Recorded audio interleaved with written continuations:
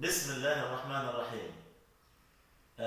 اليوم إن شاء الله لمحة من قصة سيدنا نوح عليه السلام وتعامله مع أبنائه.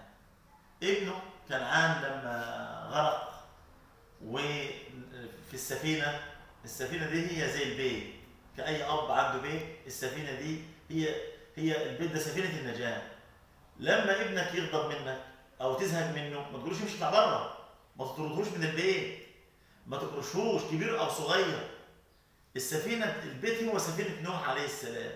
سيدنا نوح لما ابنه تركه نادى عليه يا بني، ما قالوش يا كنعان، يا بني اركب معنا، اركب في النجاه، ما تسيبش السفينه، ما تسيبش السفينه، ما تطردش ابنك من السفينه، اياك انك تطرده لان هتسلمه لاصدقاء السوء، وما ادراك ما اصدقاء السوء.